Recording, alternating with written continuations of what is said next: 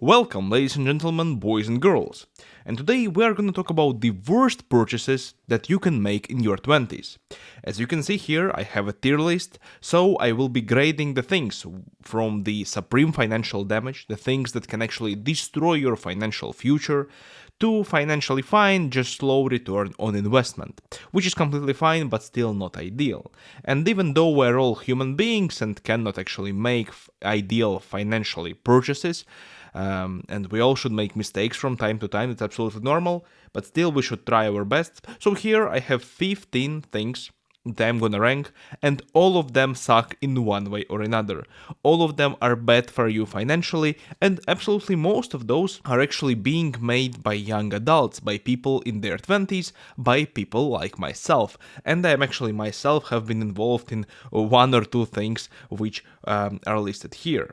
So as you can see, I have five ranks here, five tiers here, and so I will be ranking all of the purchases according to the list. So according to my opinion, of course, the only correct one. So let's begin with the consumer debt. As you can see, it's the first one here. What I mean by the consumer debt is actually any debt which is of a high interest rate, right? And with which you buy literally anything, starting from your mobile phone to financing your, I don't know, everyday purchases, to buying just clothes that you like, designer clothes or whatever, just buying things with not your own money, but with other people's money by paying them a huge percentage for that. I would say it's pretty devastating since if you're in your early 20s, right, and you are starting to use consumer debt, you are most probably not able to pay it back in time, right? And so even if you are paying it back in time from time to time, but still missing some payments sometimes, you are still paying them huge interest rates. And in your 20s, you probably do not earn too much, right? And so even if you do earn too much, why would you give money out to people? Yeah, like just use your own money. If you cannot afford something, just do not buy it. If you do not have money for something, it means you just can't buy it. Do not borrow others people's money. And as I see it, because I am based in Europe, and here credit cards are of course also popular, but not as popular as in the United States. So I see that it's like an epidemic in the US of people financing literally everything. And I would say it's financial damage which can destroy your future life, especially if you are a young adult, right? If you are used to buying everything as soon as you are willing to buy it, right? You are actually creating a habit of not refusing yourself of buying things that you cannot afford. And I think it's very bad from the financial viewpoint, just straight up, because you pay too much for things, because interest rates are of course different, but most of those are very high, right? But at the same time, it creates a very bad habit which will follow you for the rest of your life. And that is why I think the consumer debt is actually a supreme financial damage. And that's why I think the consumer debt is one of the worst things on this list, and it's going to the supreme financial damage tier. Next one on our list are the useless university degrees. So I do believe that university education, university degree is a great thing for you. It's great for your earning potential, etc., but only when you actually know what you want to do with your life, or when you are studying towards a degree which has a future prospect. Something everybody knows, like medicine or law or engineering, whatever. Okay, nowadays of course we have AI which can replace all of us in one way or another, but yeah, we have more stable jobs, we have jobs that actually are in demand still, and most probably will be in demand in the next 10 years, but also we have university degrees which are useless. Something like gender studies, or psychology, or philosophy. They are useless from the point of making money. I am not saying they are useless at all, but if you want to make money with your university degree and not just sit and talk about something or become a philosopher or whatever, then it's useless for you, right? And there are so many such degrees nowadays because of course universities, they want to make money, and it's only understandable because everything is a business nowadays, so they will sell you the degree which will be useless for you in terms of improving your life, right? But you will still spend 4 years and most probably tons of money, especially if you're in the United States, where the tuition fees are just huge, right? And will be paying back this loan for years and years and years to come. So I would say a useless university degree is bad in two or even three ways. First of all, you lose lots of time. You lose 3, 4, sometimes even 5 years, especially if you get a master's degree or, God forbid, the PhD in the useless field, right? You are spending so much time without actually gaining any earning potential back, right? So you are losing your time, which you could have spent on much better things, For example, learning some skills, some specific skills like coding. You can learn coding, which again can be useless nowadays with AI, but still, you can learn coding without going to the university. Or you can learn some blue collar job thing, right? You can learn to do the welding or whatever. You can get to know how to install Windows. I don't mean the operative system, but real Windows, etc., etc. You can spend your time on so many things that will increase your earning potential, right? But if you will go and spend this time at the university, you will just spend this time in a useless way, right? You will just spend it without getting anything back. That's the first thing. And while, losing time, you are also losing money because you are paying most probably too much for this useless university degree, right? And at the same time, while losing money, you are losing your potential because in your 20s, when you are young, it's the best time to, take risks in one way or another, of course. It's the best time to experiment. It's the best time to increase your skill sets in every field, right? But then you are locking yourself up for 3 or 4 or 5 years with a degree that you know will not be bringing you earning potential in the future, right? And so you are spending time, you are spending your potential, and you are also losing money. So I would say that it actually severely damages your financial life, right? But at the same time, it's not as bad as consumer debt, most probably. Because in one way or another, you can learn something from it, let's say. You could get something out of it. Let's say you study psychology and or philosophy. I think psychology is a bit better, right? You can even do some jobs after that. But philosophy, you can learn something, and maybe in your future life you could use it in one way or another to improve your life. And that is why I do not want to grade the useless university degree to put it in the supreme financial damage tier, right? But I want to put it in the red tier, for sure. And that's why I will put it in the severe regret field. Let me know in the comments if you disagree with me, but I do believe that useless university degrees are actually very bad for you. So let's put it there. Next up are designer clothes. So that's about you spending money on useless clothes which have some specific label on them which makes those cost 10 or 20 times more, right? Nowadays, thank to God, you can go to whatever mass market shop and buy yourself lots and lots of t-shirts, hoodies, whatever for very small amounts of money, or you can order online, right? It's always very, very cheap. So the clothes, thankfully, nowadays are very affordable.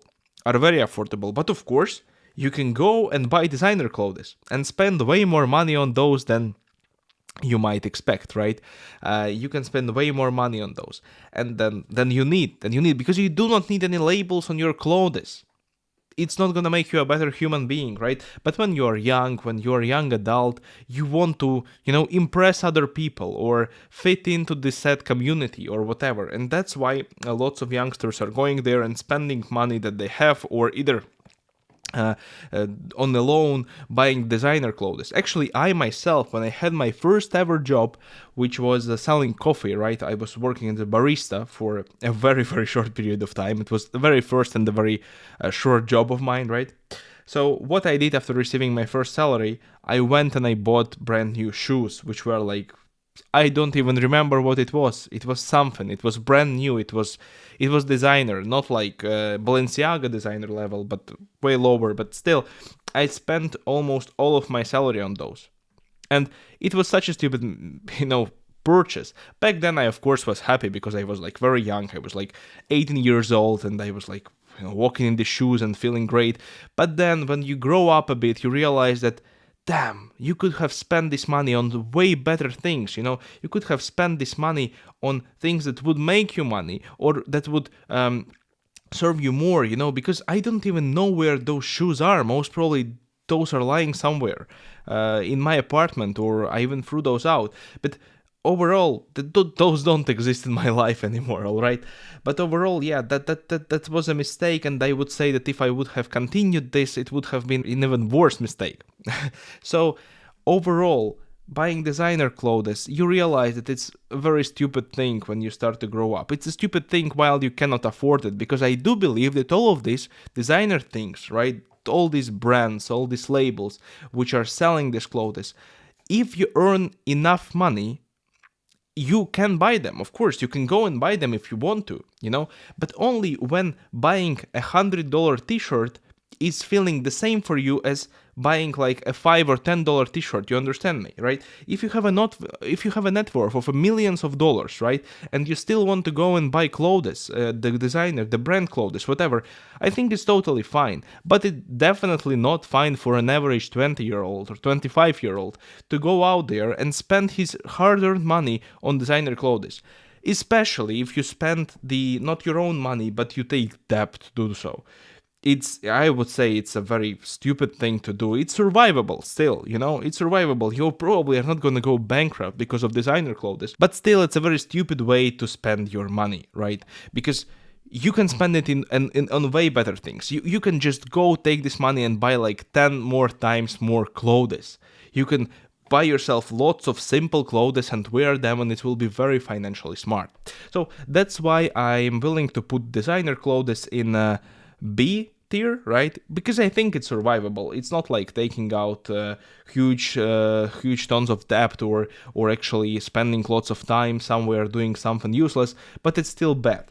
So I wouldn't recommend to do it to anyone. So let's put it into the B tier. Next up on the line is financing travel.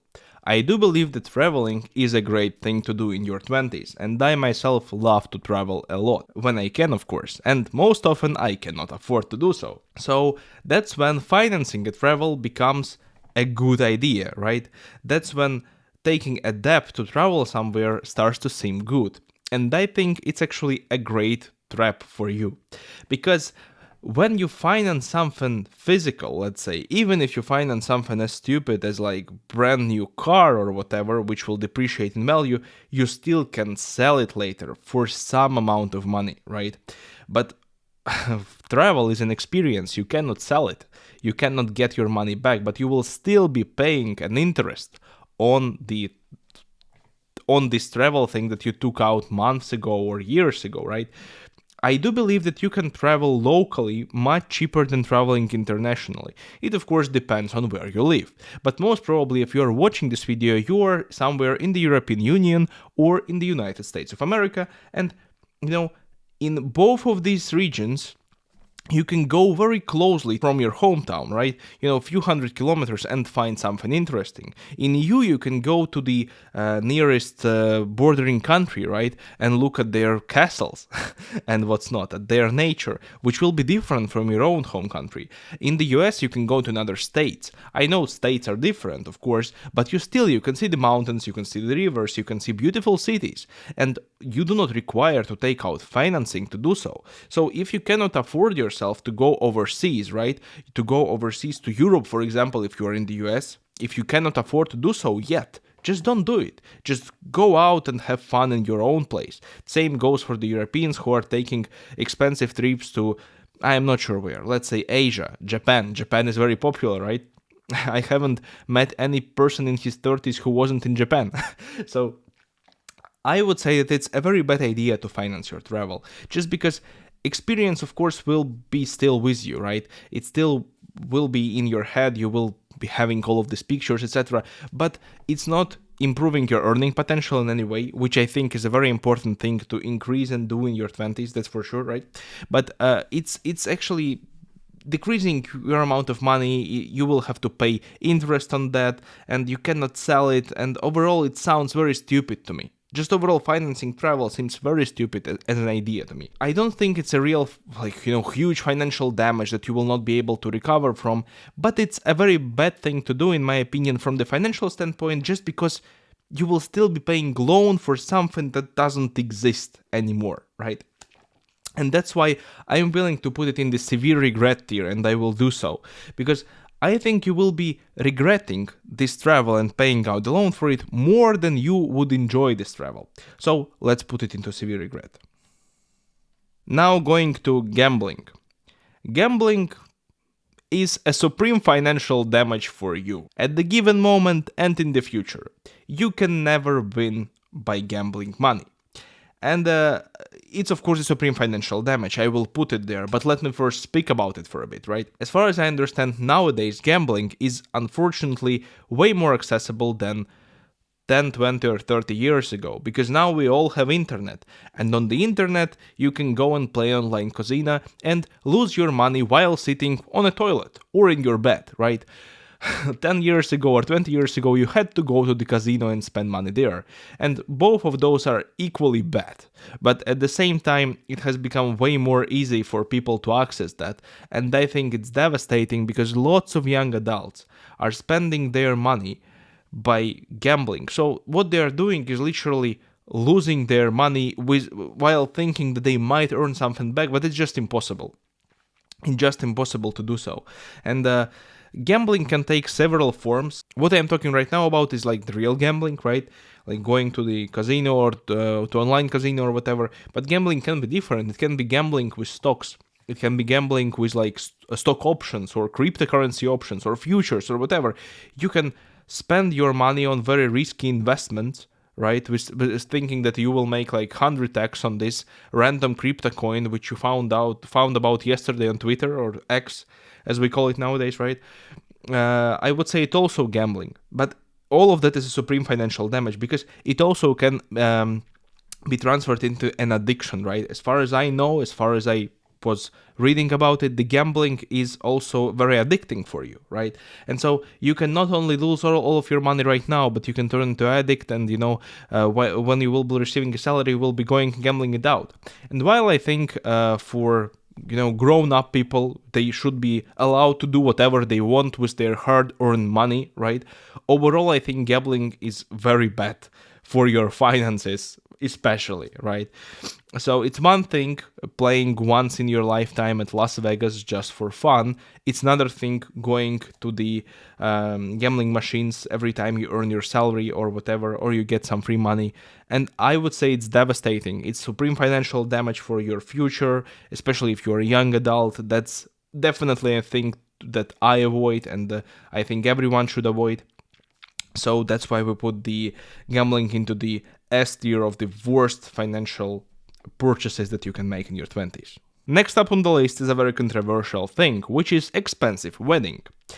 Why is it controversial? Because we all live in social media era, right? So we all go up to the Instagram and we see people having like nice lives, and some of us go there and see like that everyone is getting this beautiful wedding on an island with lots of people present, everything is white and what's not.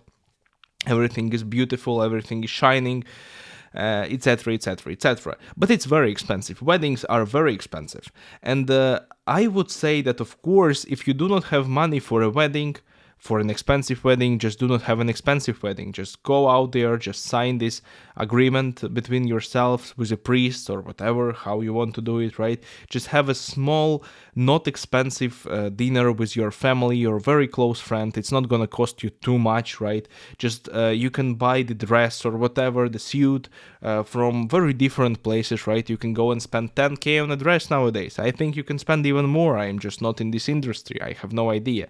But I think this thing can get very, very, very expensive, especially when you want to invite, all of the people you know and don't know, all of the friends from the high school and what's not. And I know that in some cultures, let's say, it's more common for people to make a wedding where you call up everyone, literally everyone who you know from your whatever small local city, right? You have to invite the cousin's third cousin or the cousin's brother and what's not, you have to invite everyone.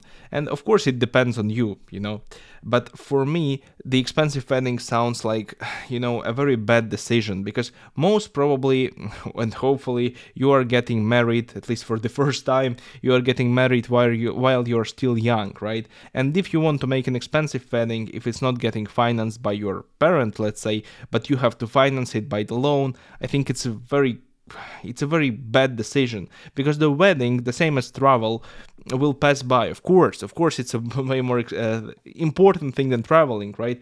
But you will just have pictures and memories of it, but you will not be able to like touch it and have it and whatever. But you will still be paying this loan for it years after you had the wedding. And I think it's a very bad thing to do. If you actually have like parents that can finance your expensive wedding, I think it's amazing. You just got lucky, it's great. I think go for it. But if you have to take out loan, I think it's very bad. And I wouldn't recommend anybody to do so. You can do things way cheaper and still be happy and still have these memories and still have these photos, maybe not taken by an ultra professional photographer, but by a friend, what's not. So I do understand it's like a very controversial topic for lots of people, but yeah, from my opinion, it's not worth it, and you are probably not gonna regret it severely until you get divorced and still have to pay this loan. But I think it's very mid, and it's somewhere between the A and B tiers, because I think if you finance it heavily, right, via the debt, I think it's a severe regret for sure. At least it would have been for me if I would do something like that. But let's put it into the B category, because I do understand the sentimental thing behind it, right? And I do understand why people do it. So yeah, the expensive wedding is at the B tier list. Next one, starting business. It can look very differently. By making YouTube videos without making any money and without getting monetized in one way or another, if you take it seriously, you are also starting a business. By learning new skills and going freelancing, you are starting a business. But you can also start a business by taking out a loan, hiring 10 people and not knowing what you are all doing. So it can take very different forms. The businesses can take very different forms. The accounting for businesses can take very different forms, and the expenditure of a business can be very, very different. It varies from type of business, etc. So I would say that starting some businesses is absolutely financially fine, and it's exactly in your 20s when you should risk with your time. When you have this beautiful idea and you want to realize it, why not to do it? All of these great companies like Apple, Microsoft, whatever, all of the things, all of the names we know have been built by the people mostly in their 20s. Not built, but established, let's say. So it could be an absolutely stunning idea for you to do so.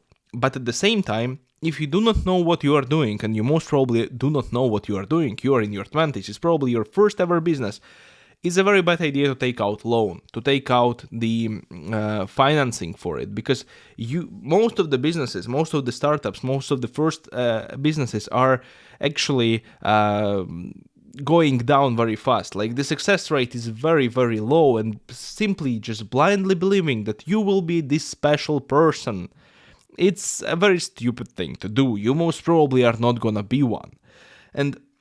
But you still should try, by the way, without maybe taking out a loan, or at least a big one.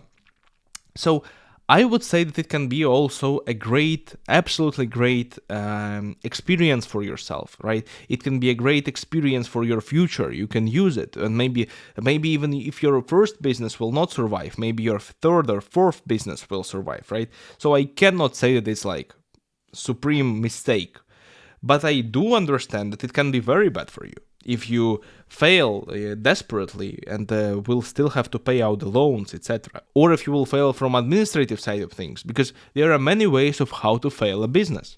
Some of them are related to accounting, some of them are related to taxes. And when you are making your first business and actually starting to do something, sell, make money, you have to do all of that, and it also costs a lot of money and time to do all of that. So you can fail from lots of different perspectives, right? But I do believe that starting and building a business is a great thing for society, for everyone. I think everyone who wants to start a business should do it in one way or another, or taking more risk or less risks. And that's why I want to put it in the C category, right? Because it's something that I feel lots of people want to try out and should try out in their 20s, but you should manage the risks, right? You should manage the risks, and I think it's very important. But while you're managing financial risks, not taking too much of loans or not taking loans at all, or maybe starting something as small as YouTube channel without any monetization, I think it's absolutely great for you. So I will put it in the C tier because it's questionable in some cases, but it's definitely okay and amazing. especially for you in the future, and who knows, maybe you will succeed, maybe you are the new Elon Musk or whoever. So I'm going to be putting the starting business in the C tier. Going further, buying pets, cats, dogs, especially cats and dogs. I wanted to say whatever pet, but buying a fish is not actually comparable to buying a dog, unless you buy a great white shark or whatever. So buying pets, it's also a very controversial thing, right? Because we all love cute dogs, cats, whatever, right? We all love them. And most probably you had one in your childhood, and now you're in your 20s and you are living your own life, you are free, and you want to have a pet. But I think it's very important to remember that buying a pet doesn't only consist of actually putting the money for the specific animal, right? Just like $1,000 for a dog or a cat or whatever. You will still have to maintain this pet. You will have to feed it. You will have to pay for the vet. You will have to pay for the insurance nowadays. Nowadays, everything has an insurance, right? You will have to pay maybe some specific taxes for it. It depends on the location where you're at. You will have to pay for lots and lots of things. So it's very important to calculate, right? What exactly you can afford, right? Can you afford a dog? Maybe you can't afford a dog. Maybe you should buy a cat. Can you afford a cat? Most probably you can afford a cat. Most probably you can afford a cat, not a dog, right? If you don't have too much money. Can you afford the cat? If not, go buy a hamster. Whatever. So I would say that it's a great thing. I would say pets are something that gives us a purpose in our lives, and I myself very much love those and etc. and have one. But I do believe that you should think about it before actually buying it, right? So you have to think a lot about it from the financial perspective. Just sit up with an Excel open and calculate how much money you're going to be spending on it. Maybe you're going to be spending too much money, which you could have had invested or whatever. So yeah, I would buy a pet if I had reasonable money for it. So yeah, I would say that it will not destroy you financially for sure. Right? Okay, it will not destroy you financially, most probably, at least. So I will put it in the C tier, because yeah, I do understand it for sure, but just think about it from the accounting point of view before buying a pet. A lifestyle apartment.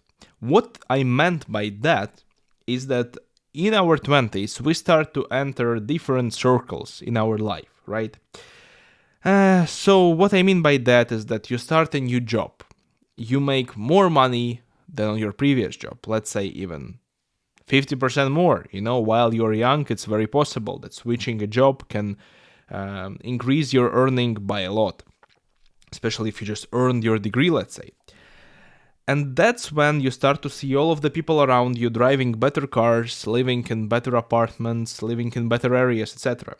And that's when you would want for sure to update your lifestyle to match their lifestyle, right? But as I said at the very beginning, I do not like debt personally, right? I do believe that debt is bad for you in any way. And the mortgage is one of the debt types that I think is acceptable, at least from my viewpoint, for my life, all right? So mortgage can be all-rightish for you, because it's an appreciating asset. So buying out an apartment on a loan is a good thing overall, I think, for financially, right? But at the same time, you should do it smart. You should be smart about it, and you should not buy an apartment that's gonna make you, whatever they call it, home poor, right? When you have a nice apartment, but you pay so much money for it in monthly installments, not installments, but monthly payments, that you cannot afford anything else. So yeah, you live in a great, cool house, but you cannot afford anything else. So you're poor, actually. When you make this monthly payment, then you become poor. So I think it can actually be a severe regret for you. Because if you buy an apartment that you cannot actually afford, it can destroy your financial potential. Because let's say, if we compare two situations, first one, you buy an apartment that is huge, great, nice, in nice area, then you pay lots of money for it, you have nothing left, right? Whatever, but it destroys you financially. Because when you compare it to buying an apartment, which you can afford actually, in a less beautiful area, less rooms, whatever, right? But you can afford it, its price goes up, you still have money to invest, you can pay out the loan faster, so you pay less in interest, right? So it's great for you. So I would say the lifestyle apartment, which you cannot afford and which you buy just because other people have something like that, something like this house or apartment or whatever, I think it's bad for you. It can be a severe regret actually, right? Exactly in this situation. But if you are buying an apartment that you can afford, I think it's a great purchase in your 20s. I would personally do so. So the lifestyle apartment, as I said, the one that you cannot afford, we will put in severe regret tier because it can destroy your potential for sure. Because with all of this money going out for an apartment, you can as well invest your money, right, in your retirement or whatever. So yeah, it definitely can be a severe regret. Next one on our list, luxury watches. Most probably the purchase of those will be driven by your want to fit in a specific circle. Let's say you start a new job in a new city, you are in finance, and everyone around you has a Rolex. So you automatically feel like you need a Rolex. And you go out there and you buy it. And maybe you are buying it with loan, so not with your own money. And are paying interest on it.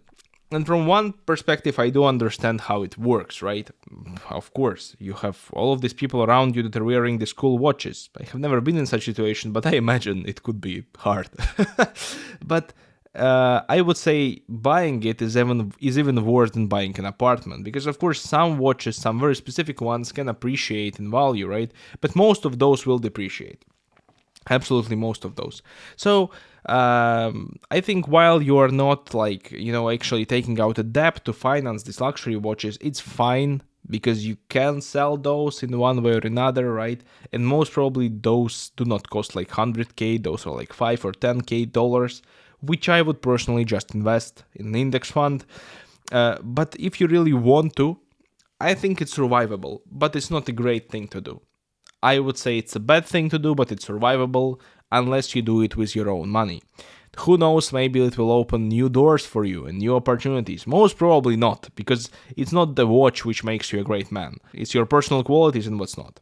So, I do not want to put it in severe regret tier, just because if you do not finance those, it's not as bad, everybody makes mistakes.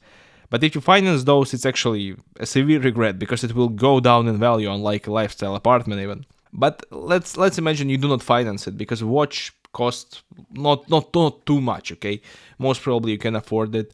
But I wouldn't buy it, but I think it's survivable. And in some cases, I do understand the logic behind buying such a watch, so let's put it in the B tier. Let's put it in the B tier for now. Moving to an expensive city. It varies from city to city, right? And from situation to situation.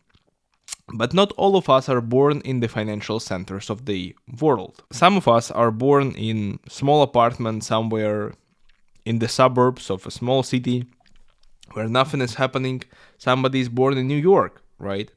And of course, because of that, your life opportunities are gonna differ a lot. So while you're young, most probably you want to get into the place where there are lots of opportunities. It depends on your profession, it depends on what you are doing with your life. Let's say if you work in finance, you most probably want to get to New York or London or Singapore. If you work in tech, you most probably want to get to the same London or California or whatever, Los Angeles, San Francisco, yeah, most probably. So you want to go to these expensive cities, which are very expensive, right? To have more opportunities in terms of your career.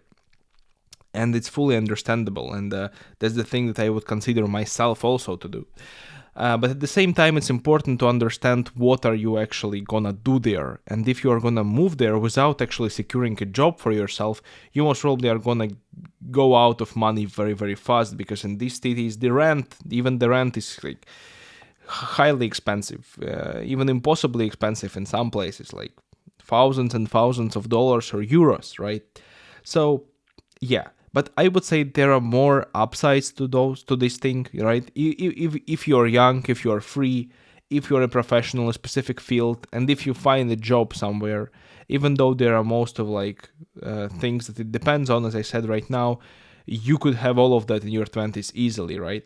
So if you tried your best at university, and then if you secure this job in this expensive city, I think it can provide you lots of opportunities in the future, way more than just saving this money while staying at your home city. So if you are smart with your money, and if you are smart, at the game of life, if you have a good education, if you know what you are doing, if you know why you are moving to this exact specific city, right? If you know what you will be doing there, if you got a job offer. So if you have all these things, I would say it's financially fine, even without just low ROI, because it's a great ROI for you. But only if you are smart, If you are not smart, if you are not doing it smart, if you are not calculating things, if you are just moving somewhere just because you want to be a New York boy or girl or whatever, without securing a job, without knowing prospects of your life that can be lived in this city, I think it's very questionable and even maybe a regret thing. But if you know what you are doing, and I do believe in you, that whoever is watching it are fine and know what they're doing with their life. I hope so. So I think it could be great for you. It could be absolutely great for you, because you can work in these expensive cities for some time and then move back to your own city. Move back, work on freelance, work part-time, work online, whatever, and still make money. So I think moving to this expensive city is great because it creates more opportunities for you. And I, as a young adult, feel that it's absolutely great. So let's put it into F category, but in this case, it's the best category there is. So yeah. New car on finance. So taking debt to drive a new cool car, let's say a BMW. I think BMWs are absolutely great, but buying a new BMW on a loan is absolutely devastating and is a severe financial damage for you, especially when you're young. I think it's one of the worst purchases that you can make while you are still young adult. And in the future, of course, also. So why am I saying that? Because the new car is probably pushed on you by the society. You have these friends, you have people on social media that you see driving these cool cars, what's not. And you just start your first or second job where the pay is decent and what's not, and you'd think, maybe I should also be driving the same car as my colleagues, or I want to drive a better car just because I deserve it, or whatever. So I will go out there and take this $50,000 loan to drive this car, and I will be paying $400, $500, $600 per month for car payments. And the problem is that the car is depreciating asset. So it goes down in value. As soon as you leave the dealership, it drops by 20 to 30% in most of the cases, right?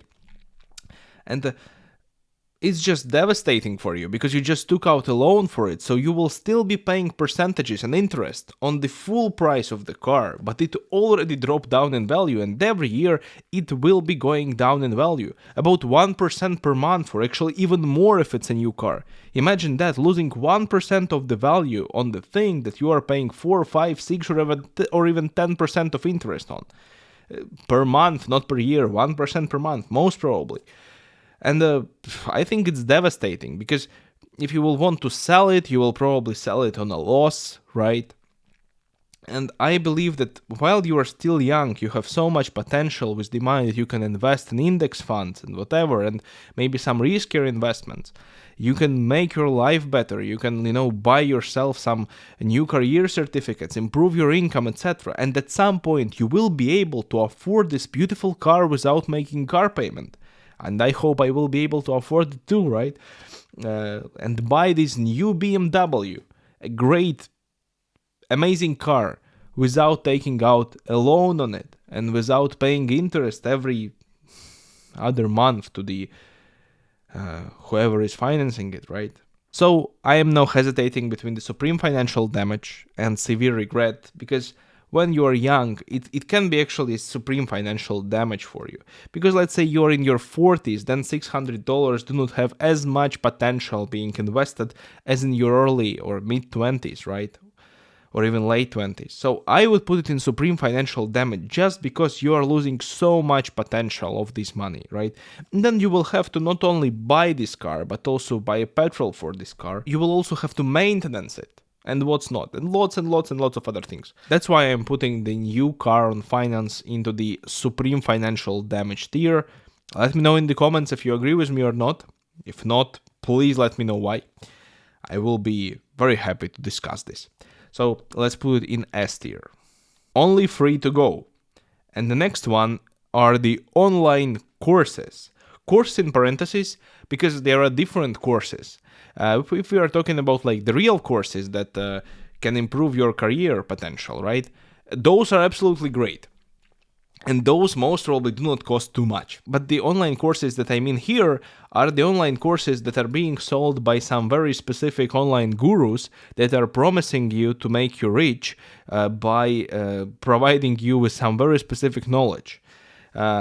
Often it's something like drop shipping or cryptocurrency trading or just trading, etc., etc., etc.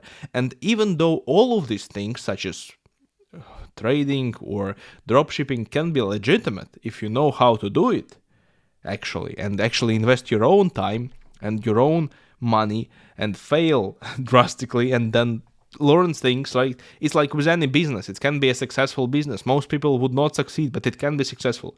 But lots of people online are selling these courses saying that, oh, it's that easy to make money, and nobody knows it. I know it. I will sell you the course and you will be very rich very fast. No, you will probably not be very rich very fast. You will probably spend lots of money on this specific online course, like hundreds of dollars or thousands of dollars. Even sometimes thousands of dollars. Imagine that. They're charging for courses thousands of dollars. And you will most probably not find any actual information on how to do stuff. And what is even worse, you most probably are gonna start this like amazing new dropshipping business and lose even more money after that. So I would say that if you want to learn something, it's either must be very cheap comparatively, or just for your specific career. If you want to learn data analytics, just go on YouTube or buy a very cheap course and learn it. But if you want somebody to provide you life lessons of how to become very wealthy very fast, you will not become very wealthy very fast, like with a 99% chance, right? And you will just spend your money and time. What most importantly, you will spend your time, you will spend your potential, you will spend whatever on the courses that will not gonna provide you with anything except regret in most of the cases. So I will put it in severe regret, because I don't think you should be spending your time on such things. You should learn yourself by yourself, or just Google things, or just watch YouTube videos. There are lots of free content online. Just go out there and learn things without struggling too much, right, and paying thousands of dollars for courses. That's why I would personally put the online courses to the severe regret tier. Party lifestyle. What I mean by that is spending your life after work or whatever, spending your time partying in clubs, going out at night, making new friends every now and then, going to clubs once again, spending money on drinks, on taxis too much, and whatever, just spending your money just to party. And I don't think partying is bad, but I think you should earn it. At least I personally believe so. If you want to party, it doesn't matter, club or just eating a cake with your friend on a birthday, whatever. It should be earned in one way or another, and it should be manageable financially. And you should be working in your 20s, not partying, because your 20s are given to you to work hard, to earn money, to be productive, because that's the best age, the best condition that you will ever be in. You can do so many things, you have so much potential, but spending it on partying, just your potential, partying every other day, I think it's just, it's survivable, but it's made because you are not spending your time and money on better things. And it's very expensive, I believe, nowadays. So I would say it's not very bad. It's understandable, especially if you're young, let's say, right? In your 20s, you are still very young.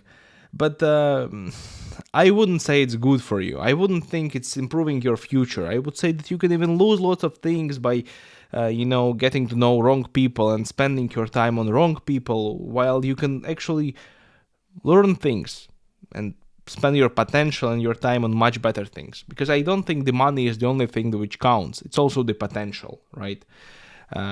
So I would put it in the mid but survivable tier, because it's all right to party sometimes, but it's not all right to party every day. Yeah, that's for sure. The last thing on our list is productivity spending. What I mean by that is buying new cool headphones every now and then, every other month, let's say, to be more productive because they cancel noise.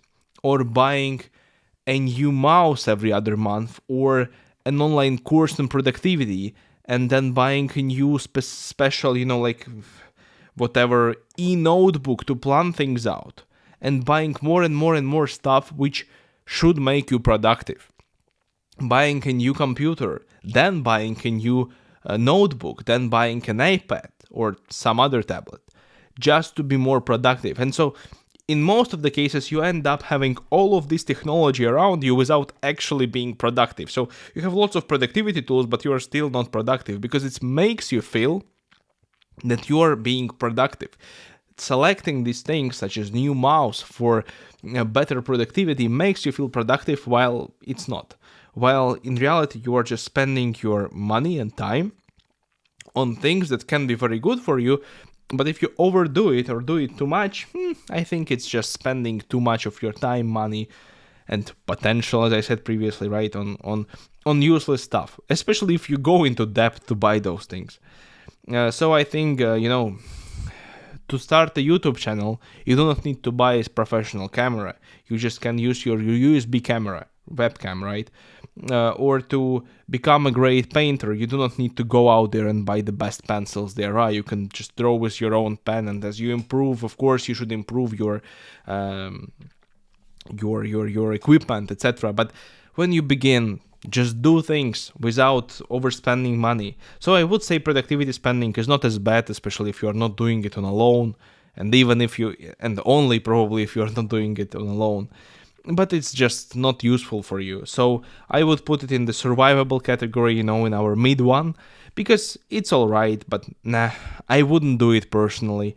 I am trying to avoid it because it's like mid, it's survivable, it's understandable. Everybody sometimes falls into this trap, but I think it's like not the best thing that you can do actually. So yeah, I will put it into the B tier.